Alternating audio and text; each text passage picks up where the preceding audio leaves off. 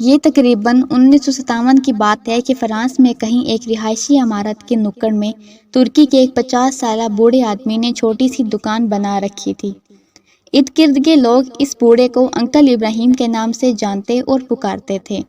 Uncle ابراہیم کے دکان میں چھوٹی موٹی گھریلو ضروریات کی اشیاء کے علاوہ بچوں کے لیے چاکلیٹ، آئس کریم اور گولیاں، ٹافیاں دستیاب تھیں۔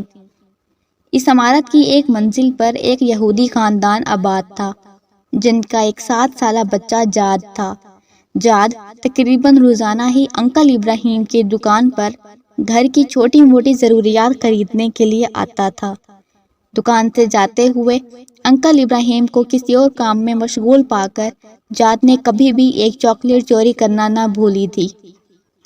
ایک بار جاد دکان سے جاتے ہوئے چاکلیٹ چوری کرنا بھول گیا۔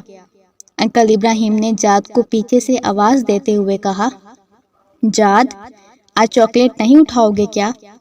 انکل ابراہیم نے یہ بات محبت میں کی تھی یا دوستی سے، مگر جاد کے لیے ایک صدمے سے بڑھ کر تھی۔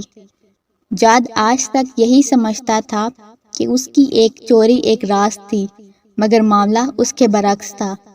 جاد نے گڑ گڑاتے ہوئے انکل ابراہیم سے کہا کہ اگر آپ مجھے معاف کر دیں گے تو آئندہ وہ کبھی بھی چوری نہیں کروں گا۔ مگر انکل ابراہیم نے جاد سے کہا، اگر تم وعدہ کرو کہ اپنی زندگی میں کبھی بھی کسی کی چوری نہیں کرو گے تو روزانہ کا ایک چاکلیٹ میری طرف سے تمہارا ہوا۔ ہر بار دکان سے جاتے ہوئے لے جایا کرنا۔ اور بالآخر اس بات پر جاد اور انکل کا اتفاق ہو گیا۔ وقت گزرتا گیا اور اس یہودی بچے جاد اور انکل ابراہیم کی محبت گہری سے گہری ہوتی چلی گئی، بلکہ ایسا ہو گیا کہ انکل ابراہیم ہی جاد کے لیے ماں، باپ، دوست کا درجہ اختیار کر چکا تھا۔ جاد کو جب کبھی کسی مسئلے کا سامنا ہوتا یا پریشانی ہوتی تو انکل ابراہیم سے ہی کہتا۔ ایسے میں انکل میز کی دراز سے ایک کتاب نکالتے اور جاد سے کہتے کہ کتاب کو کہیں سے بھی کھول کر دو۔ جاد کتاب کھولتا اور انکل وہیں سے 2 صفحے پڑھتے، جاد کو مسئلے کا حل بتاتے۔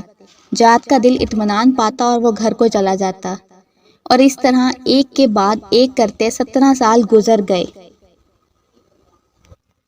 17 سال کے بعد جب جاد 24 سال کا ایک نوجوان بنا تو انکل ابراہیم بھی اس حساب سے 67 سال کے ہو چکے تھے۔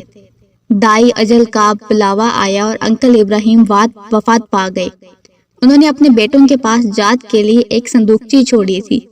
ان کی وصیت تھی کہ اس کے مرنے کے بعد یہ صندوقچی اس یہودی نوجوان جاد کو تحفے میں دی جائے۔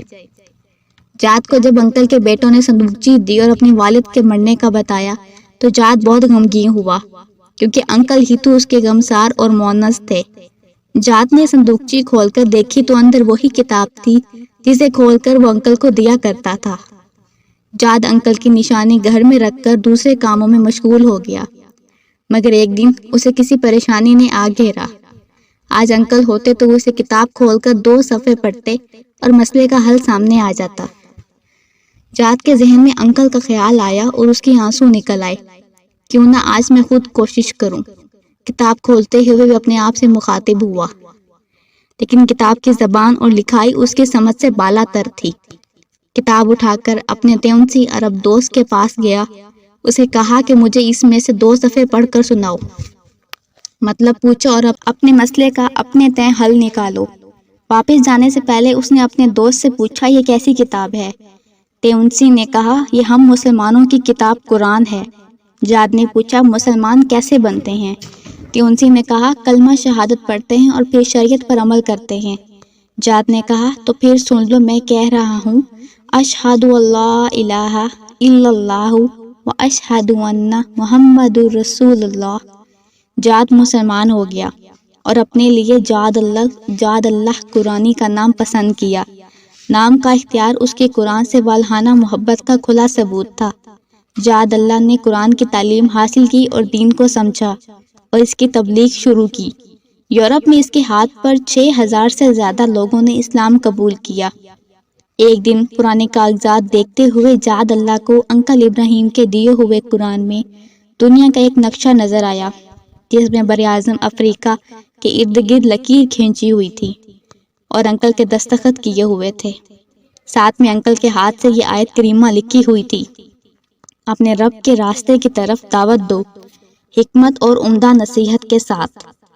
جاد اللہ کو ایسا لگا جیسے یہ انکل کی اس کے لیے وصیت ہو، اور اس وقت جاد اللہ نے اس وصیت پر عمل کرنے کی ٹھانی، اور ساتھ ہی جاد اللہ نے یورپ کو خیر بات کہہ کر کینیا، سوڈان، یوگنڈا اور اس کے آس پاس کے ممالک کو اپنا مسکن بنایا۔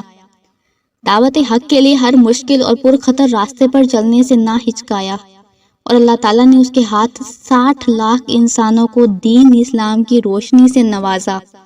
جاد اللہ نے افریقہ کے کٹھن ماحول میں اپنی زندگی کے 30 سال گزار دیے۔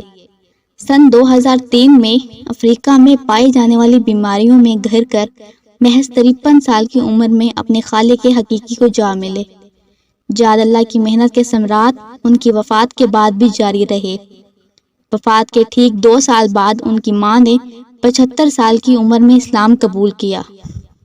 جاد اللہ اکثر یاد کیا کرتے تھے کہ انکل ابراہیم نے اس کے 17 سالوں میں کبھی بھی اسے غیر مسلم محسوس نہیں ہونے دیا، نہ ہی کبھی کہا کہ اسلام قبول کر لو، مگر اس کا رویہ ایسا تھا کہ جاد کا اسلام قبول کیے بغیر چارہ نہ تھا۔